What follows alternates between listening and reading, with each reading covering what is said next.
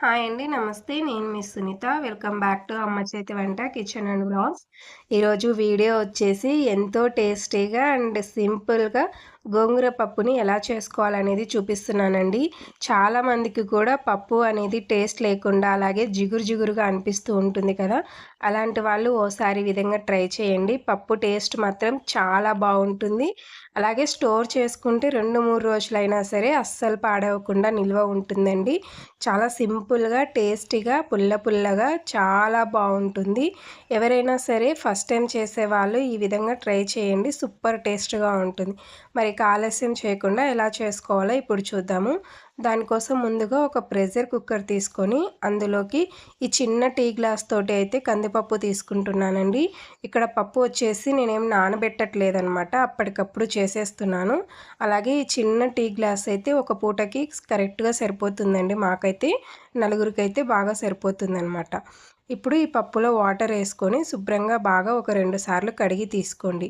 ఇలా కడిగిన తర్వాత కారంకి తగినట్టుగా 4-5 పచ్చిమిర్చిని ఇలా చిన్న చిన్న ముక్కలుగా అయితే తుంచి వేస్తున్నానండి. మీరు కావాలనుకుంటే కట్ చేసుకొనైనా వేసుకోవచ్చు. ఈ విధంగా అయితే చిన్న చిన్న ముక్కలుగా కట్ చేసి వేసుకున్న తర్వాత ఇక్కడ ఒక పెద్ద వెల్లుల్లిపాయని ఇలా పొట్టు వలిచేసి వేసుకుంటున్నాను. నేను ఇక్కడ ఉల్లిపాయ అలాగే టమోటాను వేయట్లేదండి. ఎప్పుడు చేసినా వెల్లుల్లితోటే చేస్తాను. ఉల్లిపాయ వేయడం వల్ల పప్పు అనేది జిగురొస్తుంది. టమోటో వేయడం వల్ల పప్పు టేస్ట్ అనేది బాగోదు. అలాగే ఇక్కడ నేనొచ్చేసి ఒక పెద్ద సైజు ఎర్ర గోంగూరనైతే తీసుకుంటున్నానండి. ఈ గోంగూర వచ్చేసి పులుపు అనేది చాలా బావుంటుంది. మీ దగ్గర ఎర్ర గోంగూర దొరికితే ఎర్ర గోంగూరని తీసుకొని చేసుకోండి. పప్పు జిగురు లేకుండా పుల్ల పుల్లగా చాలా బావుంటుంది.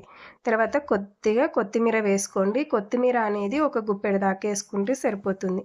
మరీ ఎక్కువగా వేసుకుంటే గోంగూర పప్పులో కొత్తిమీర డామినేషన్ చేస్తుంది. తర్వాత ఒక పావు టీ స్పూన్ పసుపు, అలాగే ఒక టేబుల్ స్పూన్ దాకా ఆయిల్ వేసుకోండి. ఎవరైతే పప్పు నానబెట్టుకోలేదో వాళ్ళు ఇలా ఆయిల్ వేసుకున్నారంటే పప్పు మెత్తగా ఉడికిపోతుంది. ఒకవేళ పప్పు నానబెట్టుకుంటే ఆయిల్ వేసుకోవడం అవసరం లేదండి. తర్వాత మనం ఏ గ్లాస్‌తో అయితే కందిపప్పు తీసుకున్నామో అదే గ్లాస్ తోటి 2:30 గ్లాసుల దాకా వాటర్ తీసుకుంటున్నాను.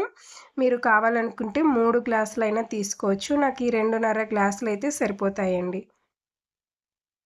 ఇలా వాటర్ అన్నీ వేసిన తర్వాత మూత పెట్టేసి మంటని లో టు మీడియం ఫ్లేమ్ మధ్యలో పెట్టుకొని 4-5 విజిల్స్ రానివ్వండి. మంటని మీడియం ఫ్లేమ్‌లో కానీ, హై ఫ్లేమ్‌లో కానీ అస్సలు పెట్టకండి. మంటని లో టు మీడియం ఫ్లేమ్‌లో పెట్టామంటే పప్పు నిదానంగా చక్కగా ఉడుకుతుంది. అలాగే మాడిపోదు కూడా. సో, 5 విజిల్స్ వచ్చిన తర్వాత లోపల ఉన్న ప్రెషర్ అంతా పోయిన తర్వాత తీసి చూపిస్తున్నాను చూడండి. పప్పు అనేది ఈ విధంగా చక్కగా మెత్తగా ఉడికిపోయింది. ఇలా ఉడికితే సరిపోతుంది. నేను వాటర్ కూడా ఏం లేకుండా ఉడికిచ్చి తీసుకున్నాను. ఇందులోకి రుచికి సరిపడినంత సాల్ట్ వేసుకొని మన అందరి ఇళ్ళల్లో ఇలాంటి పప్పు గుత్తి కానీ లేదంటే మ్యాషర్‌తో అయినా సరే పప్పు అనేది మెత్తగా రుబ్బుకోండి. గోంగూర పప్పు వచ్చేసి పప్పు కాస్త లైట్ పలుకులు పలుకులుగా ఉంటే చాలా బావుంటుందండి. ఇక్కడ వీడియో క్లిప్‌లో చూపిస్తున్నాను చూడండి. ఈ విధంగా ఉంటే టేస్ట్ అనేది చాలా బావుంటుంది. మరీ మెత్తగా ఉండే కంటే ఇలా ఉంటే టేస్ట్ సూపర్‌గా ఉంటుంది. ఇప్పుడు స్టవ్ పైన ఒక కడాయి పెట్టుకొని అందులోకి 3 టేబుల్ స్పూన్ దాకా ఆయిల్ వేసుకొని ముందుగా 2 ఎండుమిర్చిని ఇలా చిన్న ముక్కలుగా తుంచి వేయండి. తాలింపులో ముందుగా ఎండుమిర్చిని వేయడం వల్ల తాలింపుకు ఆ ఫ్లేవర్ అనేది బాగా పడుతుందనమాట. తర్వాత ఒక 7, 8 పొట్టు ఒలిచేసిన వెల్లుల్లిని కూడా వేసుకొని కొంచెం లైట్‌గా వేపండి. తర్వాత ఒక టీ స్పూన్ దాకా పచ్చిశనగపప్పు, ఒక టీ స్పూన్ దాకా మినప్పప్పు, అర టీ స్పూన్ దాకా జీలకర్ర, అలాగే అర టీ స్పూన్ దాకా ఆవాలు. మీరిక్కడ కావాలనుకుంటే కాస్త ఇంగువ కూడా వేసుకోవచ్చండి. నేను ఇంగువ స్కిప్ చేశాను. గోంగూర పప్పులో ఇంగువ లేకపోయినా టేస్ట్ అనేది చాలా బావుంటుందనమాట. ఈ తాలింపంతా కూడా కొంచెం బాగా వేగిన తర్వాత ఇందులోకి ఒక రెమ్మ కరివేపాకును కూడా తీసుకోండి. తాలింపనేది చక్కగా వేగిన తర్వాతే కరివేపాకు తీసుకోండి. పచ్చి కరివేపాకైతే టేస్ట్ చాలా బావుంటుంది. ఈ కరివేపాకును కూడా కాస్త వేపుకున్న తర్వాత తాలింపనేది ఈ విధంగా వేగిన తర్వాత ఇప్పుడు దీన్ని తీసుకొని మనం పప్పులో వేసుకోవాలి. తాలింపంతా ఇలా పప్పులో వేసిన వెంటే కాస్త మూత పెట్టేసి ఒక 30 సెకండ్స్ వదిలేయండి.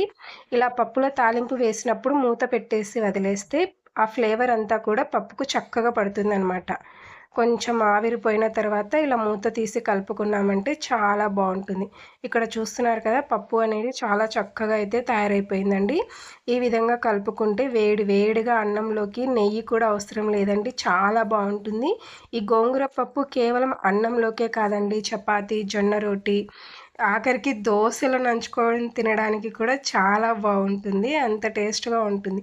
మీరు కూడా ఈసారి ఈ విధంగా ట్రై చేయండి. అస్సలు జిగురు లేకుండా చాలా బాగుంటుంది. ట్రై చేశాక మీకెలా కుదిరిందనేది మీ ఫీడ్‌బ్యాక్‌ని నాతో కామెంట్ సెక్షన్‌లో షేర్ చేసుకోవడం అస్సలు మర్చిపోకండి. అలాగే వీడియో నచ్చితే ప్లీజ్ లైక్ చేయండి. మీ ఫ్రెండ్స్ అండ్ ఫ్యామిలీస్‌కి షేర్ చేయండి. మన ఛానల్‌ని సబ్స్క్రైబ్ చేసుకోండి. Thank you.